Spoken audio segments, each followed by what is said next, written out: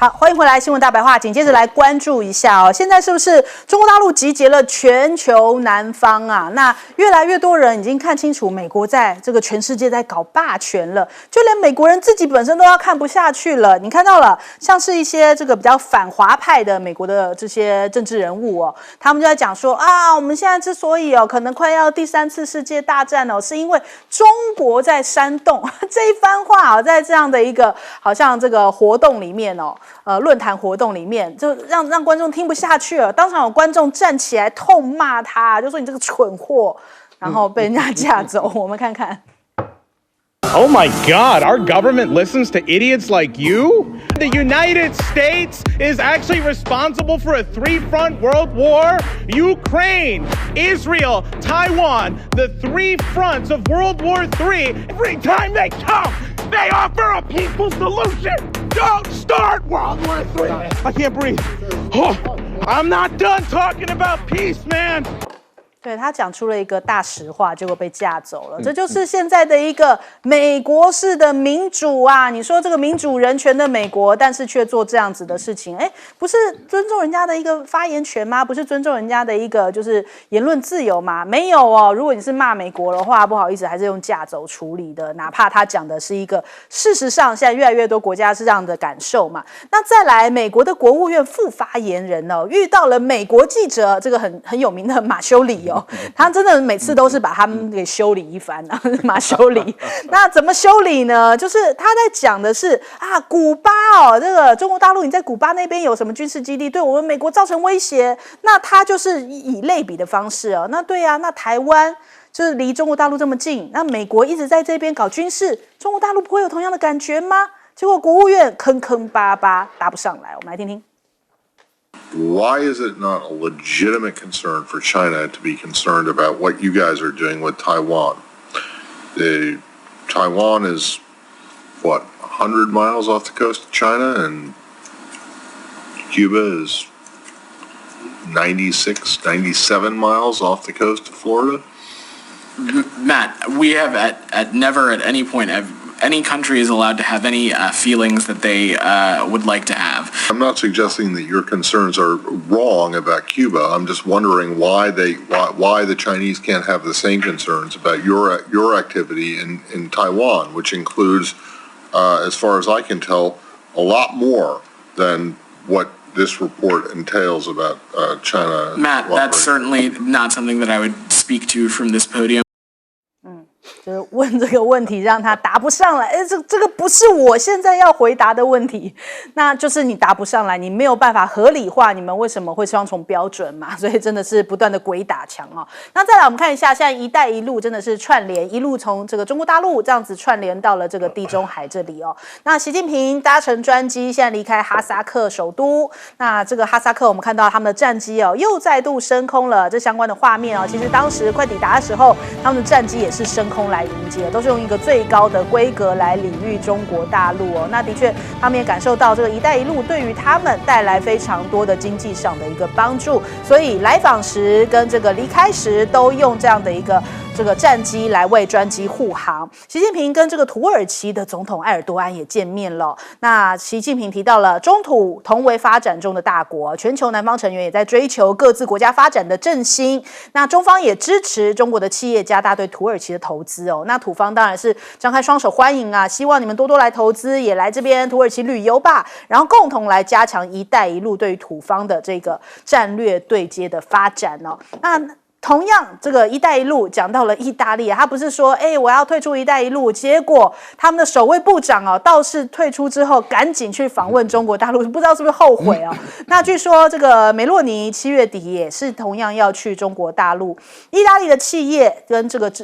还有企业暨制造部长他们去到了北京，4号到6号来进行访问这也是“一带一路”退出之后，他们这样子首次有一个这样的部长级的访问。那接下来他们会达成什么样新的投资协议？毕竟呢，一带一路可能退出去了，但是他们还是希望跟中国大陆有所这个经贸上的往来所以可能还要后续来讨论有没有其他的贸易架构呢？那意大利的商业部长到达北京可能是要为着电动车的合作，也不太想要失去这个中国大陆的市场。那首先我们来请教一下亮哥怎么看？这个很多的人都已经看清楚，美国的真面目了嘛？我看清楚没有用啊，因为美国的政界基本上不是这些人能影响得到的啦啊。这个就好像这个大家都不希望拜登跟川普再碰头嘛，结果人家还是硬要再碰头一次啊。美国有65%的人不希望这2个人再选，结果还是这样啊。这就是民主。那现在民主党正在努力的要敲掉拜登啊，那一般老百姓也不知道怎么影响啊，这个不容易啦，所以我们会常常看到这种民意的表达啦。可是美国就是一个帝国啦，有这个深层国家 （deep state） 啊，它事实上是根深蒂固的啦。早先是对俄罗斯，那现在应该是针对中国了啊。我认为，即使川普当选啊，要跟普京和解啊，美国跟俄罗斯也好不到哪里去了。这个就是根深蒂固的问题啊。这个我觉得中国大陆是这样啦，就是因为哈萨克本来就是习近平在哈萨克第一次提出“一带一路”嘛，所以它是有历史起点的意义啦。然后哈萨克，我觉得也是这个俄罗斯的想法啦，就是说俄罗斯跟这个中亚国家其实没有那么好了，因为他们都是从苏联出去的，那尤其是哈萨克，它作为中亚第1大国，也认为它不要成为第2个乌克兰嘛，所以也本来是想要跟欧洲啦，或者西方啦，或者美国啦发展更深的关系啊。那普京当然不乐见嘛，所以就放手让中国的力量进入中亚，所以你就看到中吉乌铁路就允许新建，对，这个被停了25年呢，所以我是觉得普京有点是看到这个西方的力量要进来中亚，那退而求其次就让中国的力量进入中亚了，因为中国毕竟还是跟这个俄罗斯在中亚共同利益比较多啦，那中国当然非常乐见啦，因为他本来就想要来发展这个地方嘛，而且中亚有很多国家，中国大陆的原油也是第1买家啦，那他现在需要更多的工业投资跟基础建设嘛，那塔吉克有特别的原因啦，因为阿富汗如果内部要团结，那南北一定要和解啦，那南部是塔利班嘛，就是普什图族了，那北方联盟就是塔吉克所以他一定要，就塔吉克这个民族是散在塔吉克这个国家，还有阿富汗北部所以如果要稳住阿富汗，一定要处理塔吉克人跟普什图人的关系啦，那这个工作大概只有中国大陆做得到了，所以我觉得中国大陆真的是看得很远，对，然后步步为营，现在就到了落实的阶段，这样。好，来请教介老师。这个美国事实上的话，现在我觉得那个社会氛围变得好怪好暴力其实今天这场辩论是在美国举办的抗议的也是美国人上面坐的也美国，现在下面有意见的美国人。那通常情况下，这个美国社会过去他不会这样子暴力，他会让他讲完的，对，然后会把他请出去。这次几乎是几个壮汉把他勒住他脖子把他赶出去了，说都不能呼吸了。我觉得这个美国这个社会真的是一个社会在崩解的感觉。那过去他那个社会还有一点，他从小训练就是说尊重别人不同的意见尊重少数，服从多数，对，大家都有表达的自由。对，那我觉得这个人讲话基本上刚开始他只是声音大一点，可他里面他有他的内容嘛。结果我看那些这个在场几名大汉就上去几乎是抓那个怎么讲呢？抓那个罪犯一样勒住他的脖子。对，那个讲话人他一直在喊说：“你勒住我脖子，我不能呼吸啊！”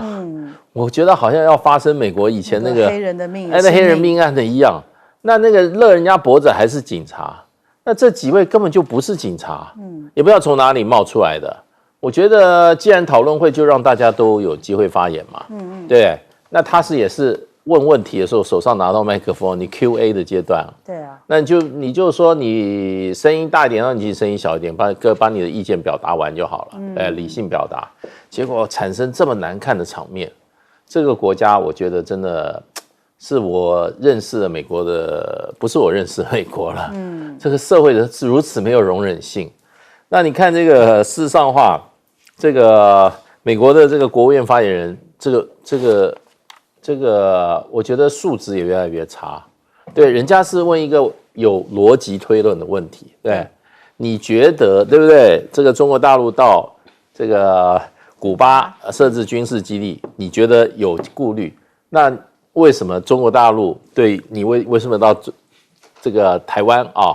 在这个中国大陆只距离100海里的地方啊，那么也在从事军事的活动啊，对，那别人就不能够表达关切啊，这是一个对照的，对啊，就他就不回答。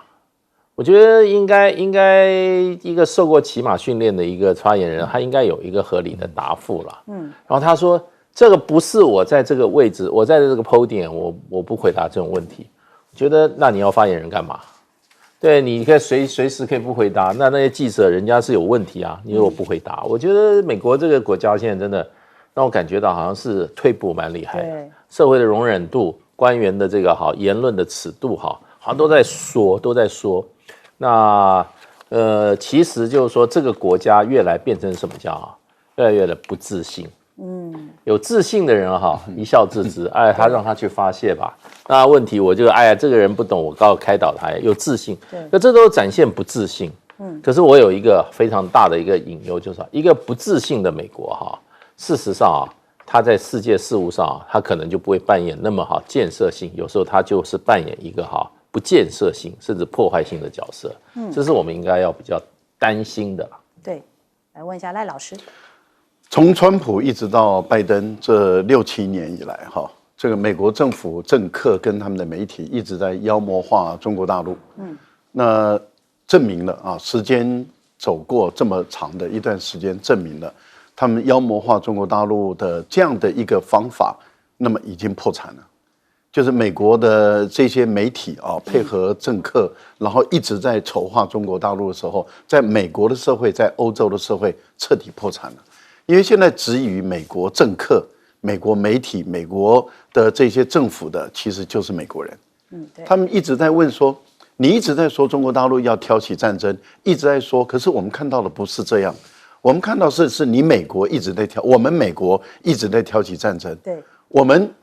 人家中国大陆一直在主张和平，俄乌的问题要和平，以哈的问题要和平，然后台海的问题要和平，都在讲和平统一，都在讲和平，可是一直在主张好战的却都是美国。所以我觉得美国的政府、美国的政客，还有美国的媒体的这种恶质对中国的宣传，彻底失去人民的信任。所以他们现在到处都会踢到铁板，以前都是同温层他们以前日子过得很好对，因为那时候是一股风的这样子，一股来炒作，这股炒作现在一直在被挑战，甚至你看，连在这个白宫的发言人或者在国务院的发言人中，你看他们现在面临的挑战就更激烈了，就是说，你一直在说中国大陆在古巴做了什么事，可是你为什么在台湾做？对啊。所以他们就问说，那你如果可以在台湾做，为什么大陆不能在古巴做？你看，这个都是美国自己的媒体记者，他们自己在反思说，你一直在指责别人，可是你有没有想过，你可以在别人的家门口做这些动作，别人在你家门口也可以有权利做啊。那讲不出来了，这叫做什么？讲不出来以后就说，你只要听讲我的，我现在只跟你谈古巴问题，不要跟我谈台湾问题。这个就是什么？恼羞成怒嘛。对。这个就是已经到胡言乱语、胡说八道。那这样的话，就更让所有的观众看到这一段的时候，都觉得我们的政府到底怎么一回事？我们的官员的智商到底怎么一回事？怎么已经到不讲道理的地步？我再跟各位讲一个更有趣的，意大利跟欧洲的有很多国家，像荷兰他们说我们到中国来，我们要让中国人理解，我们是北约的成员国，所以我们有义务要遵从美国的指示，把军舰派到你家的门口。你要理解我这个行为是我在尽义务啊。那问题就在于，那如果你可以这样做，中国大陆也可以把军舰跟俄国的军舰联合，到了你的意大利的家门口地中海，以及到波罗的海，到这个北大西洋，在这个地方，那你也要理解啊，那我是跟俄国有这个全面战略协作伙伴关系啊。那我是觉得你就可以知道，西方人已经到语无伦次的一个地步了。可悲啊，他们从来没有想过“一带一路”的威力有这么的大。现在他们发现“一带一路”这10年走下来了，威力之巨大，所以使发展中的国家几乎都往中国这个地方来吸，就被中国大陆整个吸过来了。这些国家真的是一筹莫展，所以拜登才说：“我一听到‘一带一路’我就恨死。”其实这个就是他的心情写照。好，我们先休息一下，广告之后马上回来。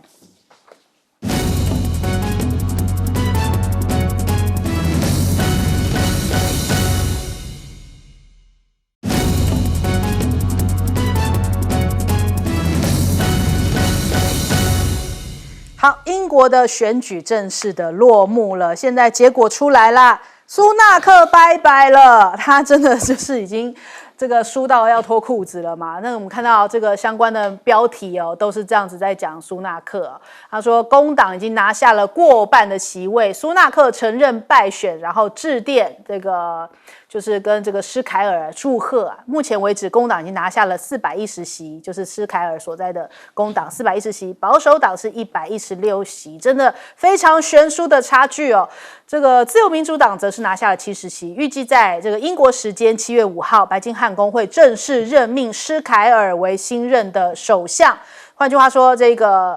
个苏纳克哦，这个党魁职务他也要辞去啦，然后这个首相职务他也要这个离开啦，看起来真的是输惨了哦，所以真的变天了，英国变天了。那法国同样这个在7号就是本周日的时候也要进行票选，第2轮的国会大选。那有超过现在目前有210位中间或是左派的候选人退出，希望能够团结力量，集中选票来阻止极右派，就是勒庞他们的这个国民联盟哦，来取得绝对的多数，组建政府。那所以现在看起来，马克宏跟左派的合作，那也被这个国民联盟骂说，你们这个叫做无耻联盟来对抗我们国民联盟哦。那看起来这个马克宏也是即将要跛脚了吧？那再来看看这个同样要有这个跛脚危机，或者是要被换灯危机的拜登啊，因为现在这个民主党的金主们呢，纷纷跳出来，而且都是我们耳熟能详的一些人哦，跳出来在喊，比方说 Netflix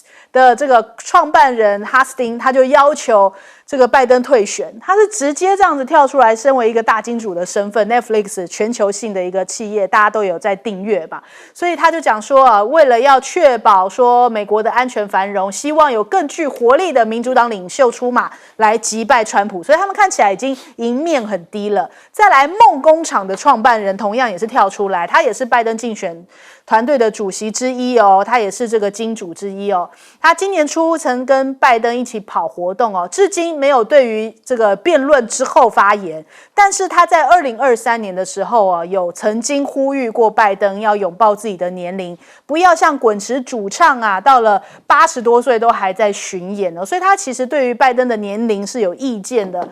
越来越多的这样子的金主都在讲话。那连这个 Disney 的继承人哦都有出来说，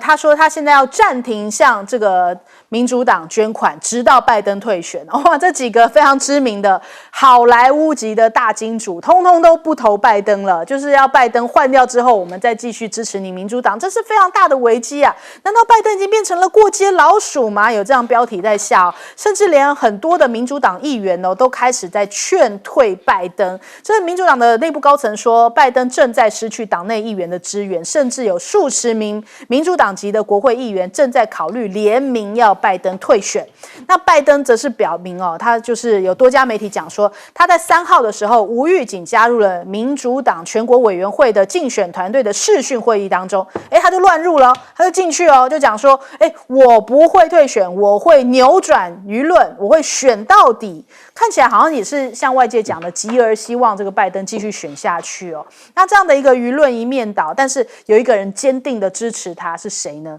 竟然是最近才刚看完这个美国总统辩论的普丁。普丁形容说，拜登比川普更好，更好什么？更好预测，所以他认为他支持拜登多一点。哎呀，这个最后得到了一个普丁的支持，唯一支持拜登，不知道拜登听到是要哭还是要笑。那再来，我们看一下，还有很多的纽时专家，我们知道纽时也是比较亲民主党，现在纽时的专栏作家通通这样群起出来点名就是说，这个对于拜登是不是应该要退选，大家都开始在踊跃发表意见，然后再纷纷已经在讨论说，那不然谁来接选好了？真的是让拜登情何以堪呐！那甚至有一个风向是说，那不然贺锦丽出来，虽然我们都觉得蛮不靠谱的这一个提议但是呢，贺锦丽虽然表面上面是跟拜登一起出席挺拜登但是被人家爆料出来，他已经就是他的盟友们已经在讨论了，那接下来这个竞选活动要怎么样进行要怎么样助他造势人前手牵手，人后下毒手这就是贺锦丽那如果是对上拜登，对上贺锦丽，川普又怎么看呢？既然被拍到这个影片川普是笑了他们两个，我们来听听。Amazing. That old broken down pile of crap. Yeah. It's a bad guy. He just quit, He's quitting the rest. Is that right? Yep, I got him out of the race. And that means we have Kamala. I think she's going to be better. She's so bad. She's so pathetic. It's so amazing. It's just so fucking bad. So I just can't imagine. But can you imagine that guy dealing with Putin and the president of China, who's a few. 一个是破烂的垃圾，一个是训到爆，所以他看起来好像没有在怕这两个对手。我们来问一下亮哥，这个英国是保守党输成这样这个简直是匪夷所思这个跟那个柴契尔1979年狂胜工党一样这边输到裤子都找不到这样。那我们蔡英文赌的两个人都落败那个赌的美国的议长麦卡锡突然之间不选了，对不对？对。那赌了英国的特拉斯这次落选。他当初也是赌川普，结果拜登上了。所以民进党的预测，从民进党的预测来看最准，是。这个拜登到底会不会真的被逼退我觉得现在的问题就在于贺锦丽实在是也不是什么好咖啦。贺锦丽当然她没有心智能力的问题了可是她的程度真的是相当可怕。贺锦丽她曾经访问过中美洲还有越南，大家可以去找她当年访问的资料，对，都是灾难。那她事实上对美国的内政，因为她是检察官出身的嘛，所以她大概是对少数族裔的问题比较熟了。可是对经济问题，像这种大家比较关心的重大问题，像通膨经济问题啦，他也不熟。那中美洲就是要处理移民那移民他也处理得乱七八糟。那到了越南，讲到亚洲问题，大家都吓呆了所以川普才会讲那个话说他的有能力跟中国跟俄罗斯谈判吗？所以我坦白说，这个我觉得换跟不换，民主党输面都蛮大的因为他如果换贺锦丽，我认为贺锦丽在1个月内就会立刻见真章，他的问题反而是不容易补救的。对，他的问题叫做程度太差那拜登这个叫心智能力那只要每天早上努力吃药，可能还有一点救贺锦丽这个没有办法补你程度不好怎么补呢？没有聪明药，而且才这样几个月所以我觉得他们有另外做一个民调了，发现米歇尔·奥巴马是唯一有胜算机会的。可是我认为这个民调很虚啦，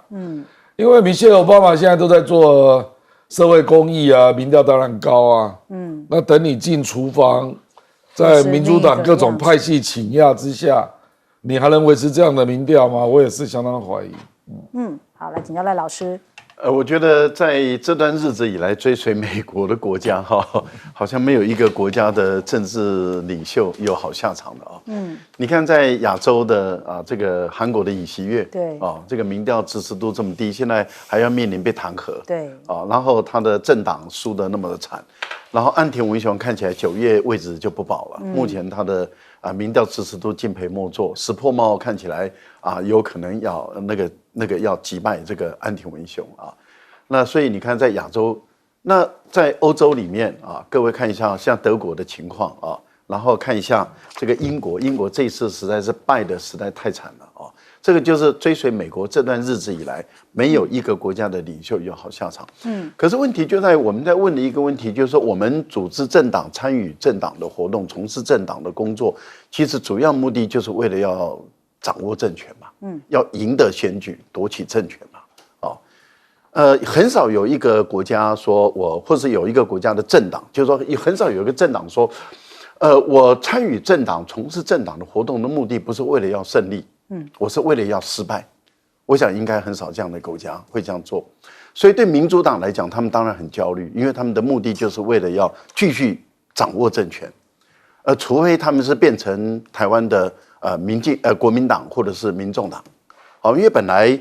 你看在台湾民进党的蔡英文一直跟赖清德也是追随美国嘛，追随到你看民进党在台湾的县市首长选举败得一塌糊涂，然后他的在立法院的这个代表的选举输得一塌糊涂。其实本来赖清德也应该是落选的，而且是输得很惨的落选的，4成选票的落选的。可是由于台湾是奇葩，台湾的国民党跟民众党是奇葩，为什么？因为这两个党明明可以赢的，只要团结起来就赢的，然后他们会选择说，我愿意输，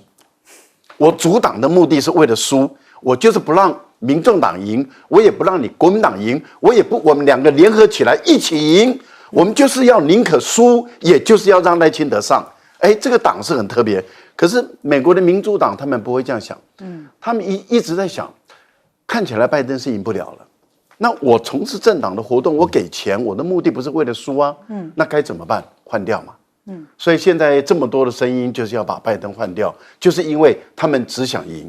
其实你看法国也是啊，法国的马克龙他也是只想赢啊，他现在为什么让国民阵线紧张了？因为他的策略成功了，他现在让右派跟左派团结在一起了，150多位的这个地方这个国会议员说我不选了。我让给有可能赢的人，那国民阵线紧张了。为什么？因为7月7号的第2轮投票，很有可能国民阵线就没办法过半了。好，来请教介老师。其实现在欧洲、美国现在的命运蛮相同的，状况、挑战蛮相同的。第一个都是仇外，对外面都有很多的仇恨，对。然后呢，你像刚刚这个在讨论会里面吵起来了，对不对？人家也没惹他，就说人家要搞第3次世界大战，对，在仇外。那可是呢，这欧洲、美国不但仇外呢，它还有仇内。仇内的话，像欧洲基本上是他们仇内部的异族，也就是宗教的少数跟这个民族的少数。像欧洲现在为什么这个内部右派兴起呢？它就是太多这些非法移民嘛。这些非法移民主要大部分都是这些从北非。然后非洲来的这些穆斯林为主的这些非法这些所谓难民嘛，那他们现在的政治主流是排他们，所以呢就是说外部也有矛盾，内部有矛盾。那美国也是一样，可是美国是仇外是其来有自，2次大战以后，他在全世界就在打，看不顺眼就打，对不对？现在也是看不顺眼就打，可是美国过去国内是不太没有互相的仇恨。可是现在美国这个内部的仇恨呢，很恐怖。它不但是什么仇视那个少数的移民这个像拜登就说都是那些移民搞的，这些移民这些里面一大堆什么各种的罪犯甚至还有恐怖分子都在里面。可是这个还不打紧真正严重的是美国本来的美国人之间分成2派互相的仇恨。那共和党跟民主党之间的仇恨超过你想象。对，你看今天拜登讲话，刚刚他在那边讲话，那种口吻，就是讲这是他的仇人这不是他的竞争对手那充满个人的憎恨跟这种什么厌恶在里面那就因为这样，因为为什么有这样？美国的时候有这样的领袖，因为有这样的社会。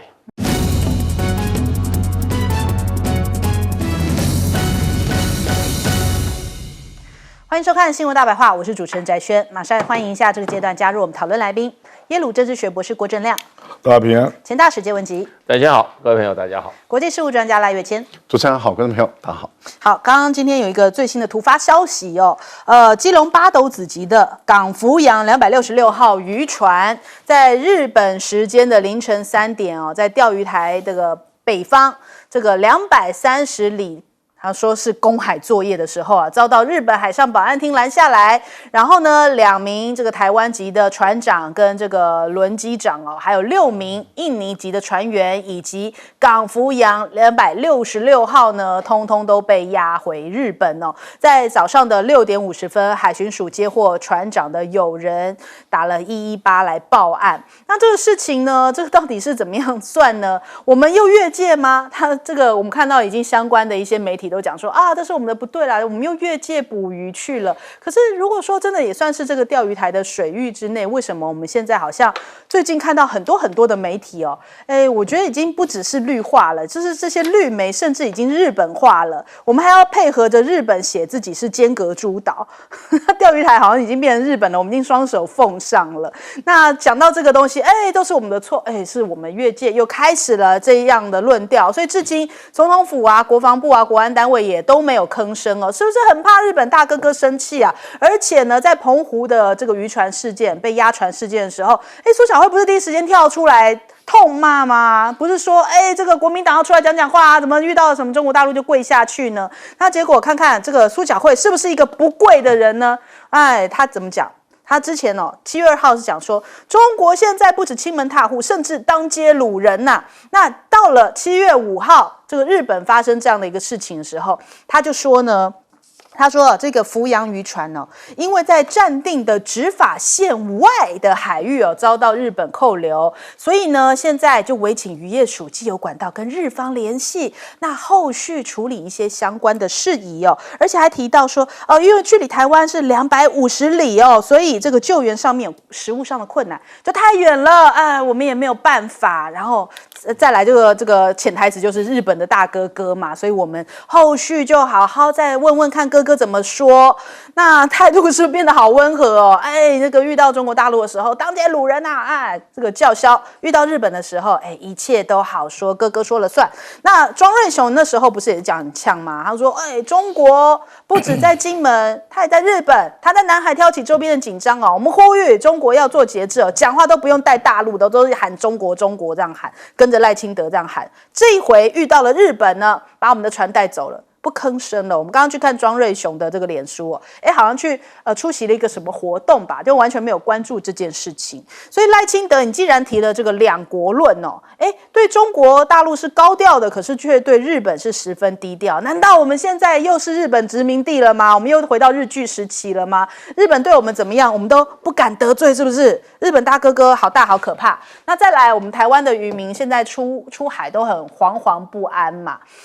因为赖清德对于现在完全好像没有任何的一个可以有效处理的方式，因为中国大陆已经把这个台湾，他这一次都视为说，我是用这个国内法来做一些执法的措施所以现在是禁渔期。如果我们现在渔民还像以前那样子，他可能是比较睁一只眼闭一只眼，或者说没有关系，就是有一个默契，我们禁渔期，但是还是让你们可以来加减捕捞一些。现在不跟你讲这些了，公事公办所以这个澎湖渔船又去到了这个圣元符号，他们在澎湖县这个木斗屿西北方37.3里处呢，是有4艘的中国大陆的海警船来驱离那所以 PT 在那边讲说，现在看到这样的趋势，就是反正赖清德就放任我们继续这个渔民自生自灭吧。那民进党你整天喊抗中保台，却没有任何作为，还是说你根本也没有想好现在这个局势你要怎么样应处？你只会前面抗中保台喊半天，然后真的遇到事情了怂了。这就是赖清德政府嘛。那以前讲什么慈母守中线这个蓄意通过中线的挑衅，我们都要第一时间强势驱离。现在嘞不知道中线在哪里了。那再来邱垂正讲了一番话，他说呢，两岸关系就是两岸关系。你以为他讲的是一个废话，其实不是因为这几天他的副主委跟他不同调，他就说啊，两岸是实质的两国，然后被这个国台办给怼了回来。那所以现在邱垂正就赶快跳出来讲说，两岸就是两岸然后但是后面又要附注一下，我看了一下宪法条文我国从来没有跟世界上任何一个国家是有隶属的，所以这感觉上面这好像这个主委副主委是不同调，但是你要不同调完，后面还要自己再偷偷加一个备注，这就是这样子，这个有点偷偷摸摸的，这个就是我们现在的陆委会没有办法光明正大的做一些事情，干脆裁掉算了好了。那再来我们看一下菲律宾这个高级将领讲说，以后我们要按照比例原则给予反击，讲得很呛他就说因为呢，如果存在主权争议的时候，南中国海再次遭到了这个中国大陆的海警攻击的话，我们将会以同等程度的武力自卫。那很好啊，那赶快拿出来就是当时你们也是这样被包围，然后所以都弄到缴械，然后被国际媒体大家都大肆报道了一番。什么样的同等武力，你的这个军力，你的海上的这个军力有到同等的话，赶紧拿出来，我们也看一看。那所以现在这个中非南海现在达成了一个协议，这才是一个实际上的一个状况。为什么呢？你看菲律宾也好，印度也好，现在就是被美国推在前面去跟中国大陆发生冲突的这两个国家，都开始要跟中国大陆在和谈，或者是谈一些这个协商的相关的事情他们现在达成了协议，就是呢，菲律宾军方就说，这个仁爱礁碰撞事件就是那赔偿菲方大概100万美元。那毛宁的回应是说，菲方你应该要先为侵权的行径来承担后果。那至于归还武器呢，这个则是敦促菲方停止这个侵权挑衅。那菲律宾总统也是这个现在下令因为要缓和南海的紧张局势。那他还讲说，美军的中程导弹最迟9月撤出啊，这难道是小马可仕可以在美国之上说，我命令你美国撤走吗？不可能嘛，这就是美国自己看到苗头不对了，就要讲说，我们现在9月要撤出了，所以才会有这样子菲律宾要缓和局势的一个让步那是怎么样？是美国已经感觉到，这个事情再闹下去，恐怕真的要擦枪走火了。还有这个中印外长的会面他们现在也是说要加快来解决争议问题，也就是说，菲律宾也好，印度也好，都不愿意再为美国去跟中国大陆再起冲突了。那我们台湾呢？我们台湾现在赖清德怎么想的呢？我们来问一下亮哥，亮哥怎么看？这次我们澎湖渔船被扣大陆方面并没有用越界当理由，对，因为他认为没有界，也就是说他未来的管辖权，他认为两岸没有界了，所以现在没有界限，对，对，所以非法捕捞它指的是你在休渔期间捕捞，还有你用的网具不符合规定，它是用这两个理由那这两个理由，坦白讲，这个就属于我们渔业署要管的，就是你要行文到渔会要到渔会做不断的劝诫叫他们不要去那因为这个是7月2号发生嘛，那事实上休渔是从5月1号开始的。坦白讲，5月到6月，我们有没有越界捕捞？不是越界啦，有没有非法捕捞？我们渔业署知不知道？所以我跟你讲，这个不是海巡署的问题这个是渔业署的问题那日本这个就不一样，日本这个是真的就是越界那越界坦白讲是海巡署的问题了那这个就变成是第一个就是我们的渔民在澎湖那个部分就是到大陆给人家做非法捕捞的，我们渔业署到底有没有在管渔会有没有在管？因为出船。我认为渔会多少会知道啦，我是怀疑根本没有在管那第二个就是这次这个基隆渔船越界被日本抓住嘛，那我不知道我们的渔船上面有没有那种可以测越过日本的界这样的仪器啦那如果没有，那我觉得这个当然海巡署跟相关的单位都有责任搞不好他不知道那当然，你刚刚有点到一个重点就是苏巧慧碰到大陆渔船，根本都还不知道发生什么事，就先讲当街掳人嘛，对不对？然后还责怪国民党说，难道要跪地求饶吗？那他对日本就不讲话了事实上，我认为澎湖渔船在那个大陆水域的犯行，可能严重程度远远超过我们基隆的渔船哦，因为你可能5、6月早就在干啊。因为那天那个大暨满88被抓的时候，它不是1条船呢，它后面还有40几条船呢。大陆只是杀鸡儆猴，抓一只比较大的这样而已。那请问你的渔会在干嘛？渔业署在干嘛？对不对？所以我觉得这个才是实质的部分啦，哦。如果台湾都不能够针对事实发生的状况，然后做比较合理的应对啊，那你当然会面到困局嘛。我觉得这一次恐怕中国大陆决定要立一个例了，就是要依法办理了。那以前他都没有走刑事程序了，他以前就是直接大概2天就放理了啊，包括人包括船，顶多缴罚金。从2003到2024，中国大陆只扣了台湾17艘船，全部都是2天内就放了。那我认为这次恐怕不是这样，这次可能会走完刑事程序哦。那第二个就是邱垂正啊，邱垂正这个当然就是对梁文杰的一个更正嘛。那梁文杰为什么去接受这个黄伟汉专访的时候要那样说？两岸跟两国差不多啊，很艺术啊，不是吗？啊，那两岸人民关系就统称两国人民关系嘛，啊，那陆委会干脆改编到这个外交部的中国司嘛，陆委会就撤掉算了嘛。对啊，邱垂正当然知道这个问题的严重啦，所以他就把他拉回来了，就是，可是问题在赖清德啦，不是邱垂正啦。赖清德到现在为止都没有讲过两岸人民关系条例，事实上连葛莱伊的文章都点出这一点哦。葛莱伊的文章是发表在7月3号，拜托请我们总统去看一下，美国爸爸在讲话了，